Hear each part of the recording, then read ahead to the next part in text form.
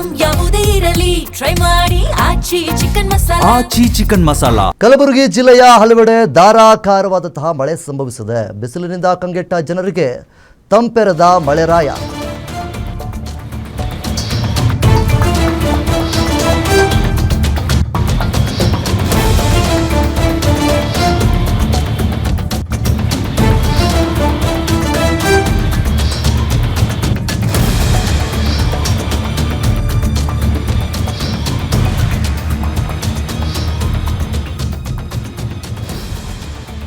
ಇನ್ನು ಕಲಬುರಗಿ ಜಿಲ್ಲೆಯ ಹಲವೆಡೆ ಧಾರಾಕಾರವಾದಂತಹ ಮಳೆ ಸಂಭವಿಸಿದೆ.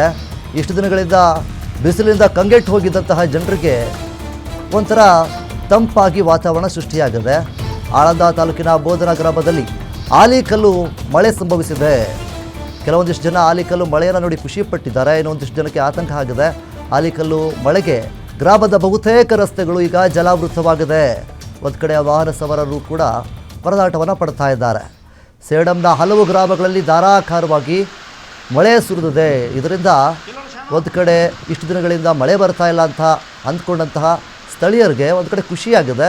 ಆಲಿಕಲ್ಲು ಮಳೆ ಬಂದಿರುವಂಥದ್ದು ಹೆಚ್ಚಿನ ಮಟ್ಟದಲ್ಲಿ ಖುಷಿಯಾಗಿದೆ. ಆದರೆ ಈ ರೀತಿಯಾಗಿ ಧಾರಾಕಾರವಾದಂತಹ ಮಳೆಯಿಂದಾಗಿ ಅವಾಂತರಗಳು ಸೃಷ್ಟಿ ಆಗುತ್ತಾ ಅನ್ನುವಂತಹ ನಿಟ್ಟಿನಲ್ಲಿ ಅಲ್ಲಿರುವಂತಹ ಜನರು ಕೂಡ ಆತಂಕಕ್ಕೆ ಒಳಗಾಗಿದ್ದಾರೆ.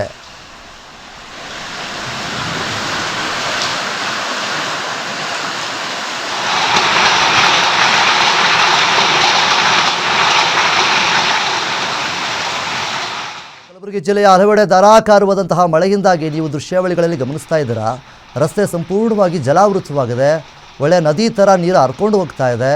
ಇಂಥ ಸಂದರ್ಭದಲ್ಲಿ ವಾಹನ ಸವಾರರು ಯಾರಾದರೂ ನಡ್ಕೊಂಡು ಹೋಗಬೇಕು ಅಂತಂದ್ರೂ ಕೂಡ ತುಂಬಾ ಕಷ್ಟ ಆಗುತ್ತೆ. ಈ ರೀತಿಯಾಗಿ ಧಾರಾಕಾರವಾದಂತಹ ಮಳೆ ಕಲಬುರಗಿಯ ಹಲವೆಡೆ ಬಂದಿರುವಂಥದ್ದು ಒಂದು ಕಡೆ ಅಚ್ಚರಿ ಕೂಡ ಮೂಡಿಸ್ತಾ ಇದೆ. ಅಲ್ಲಿರುವಂತಹ ಸ್ಥಳೀಯರು ಇಷ್ಟು ದಿನಗಳ ಕಾಲ ಬಿಸಿಲಿನ ಬೇಗೆಗೆ ಬೆಂದೋಗಿದ್ದರು. ಮಳೆ ಬರಲಿ ಅಂತ ಕಾಯ್ತಾ ಕೂತ್ಕೊಂಡಿದ್ರು.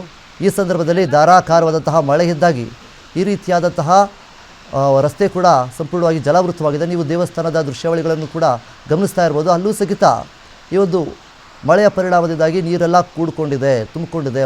ದೇವಸ್ಥಾನದ ಆವರಣದಲ್ಲಾಗಿರ್ಬೋದು, ದೇವಸ್ಥಾನದ ಸುತ್ತಮುತ್ತ ಆಗಿರ್ಬೋದು, ಎಲ್ಲ ಕಡೆ ಸಹಿತ ಮಳೆ ನೀರು ಕೂಡ ಹರಿದು ಹೋಗ್ತಾ ಇದೆ. ಅಷ್ಟರ ಮಟ್ಟಿಗೆ ಗ್ರಾಮದಲ್ಲಿ, ದೇವಸ್ಥಾನದ ಸುತ್ತಮುತ್ತ ಹಲವೆಡೆ ಕಲಬುರಗಿಯ ಧಾರಾಕಾರವಾದಂತಹ ಮಳೆಯಿಂದಾಗಿ ಜನರು ಸ್ವಲ್ಪ ಕಂಗಾಲಾಗಿ ಹೋಗಿದ್ದಾರೆ.